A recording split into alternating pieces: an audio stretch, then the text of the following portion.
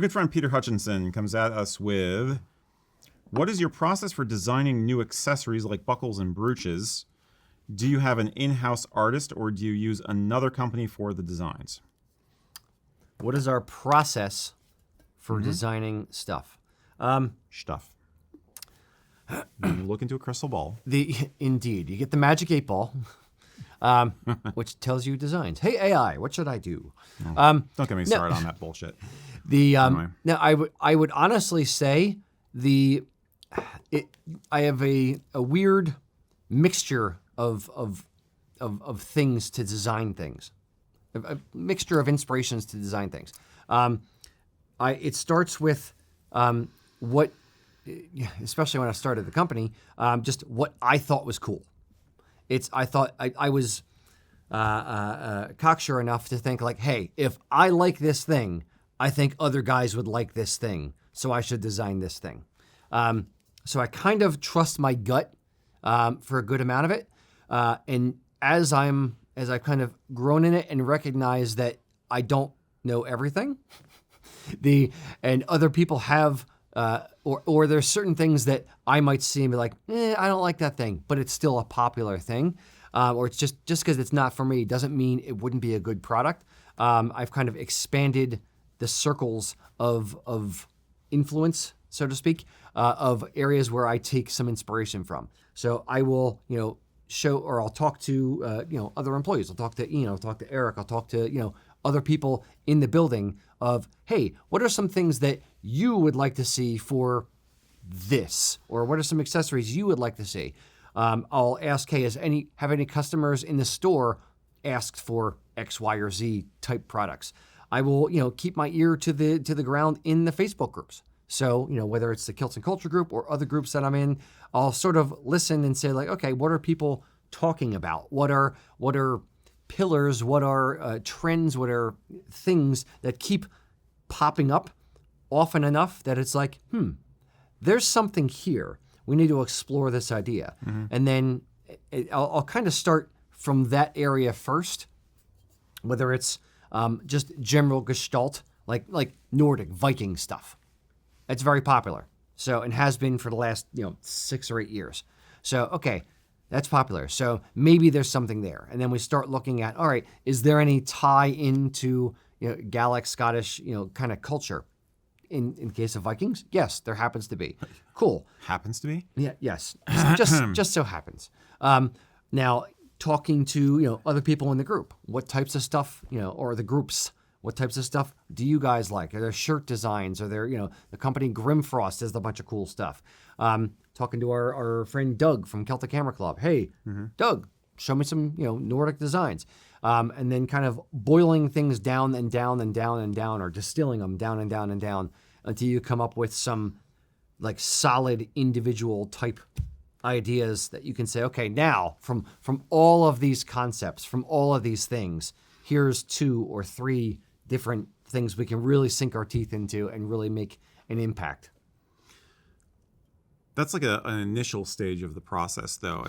Depending on where you're at with design, like how well you visualize it in your head. There have been times where you've done a design entirely out of your head and taking some drawings you find and modifying them and crafting it yourself. There are other times where along the way, you come up with a beta and then send it to an artist like Doug or someone else and say, hey, what could you do for me that's based on this concept or is like this? I need these parameters met. So it changes with each project, basically.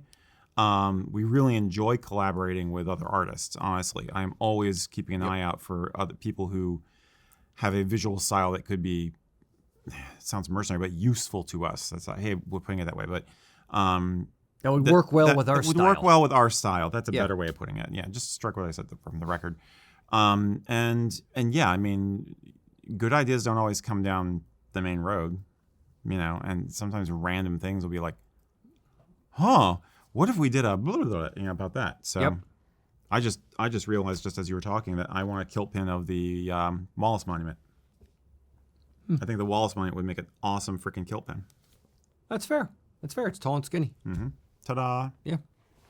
So, yeah, it's inspiration strikes in many ways. So it's just about keeping your your heart and mind open to different concepts and not saying like, no, I don't like that, so I'm not going to do anything like that. It's like, okay, well, is there value in it? Would somebody else like X, Y, or Z thing? And how can we twist it to make it unique, original, our own? And to your point, yes, my drawing skills ain't what they used to be.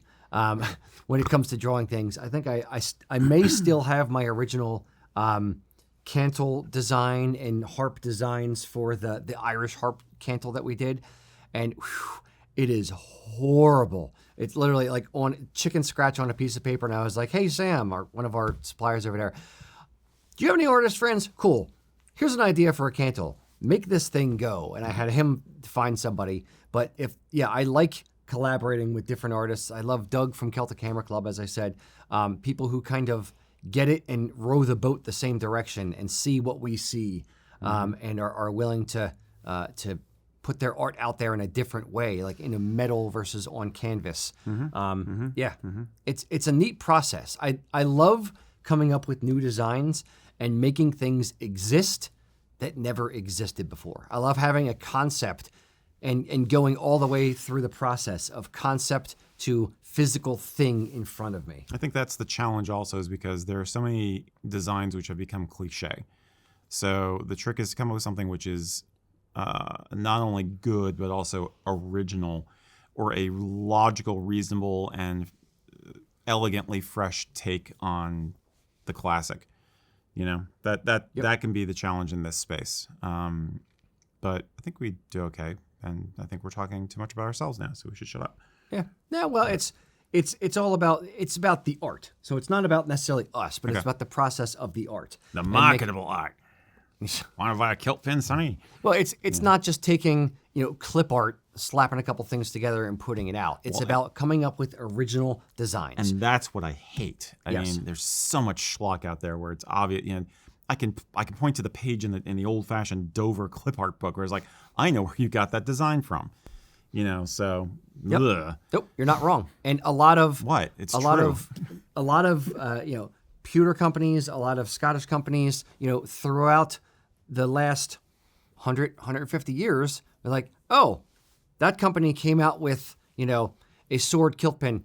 I'm going to just change a little tiny bit of the tip, and now it's going to be ours. Or they did this thing, I'm going to do something.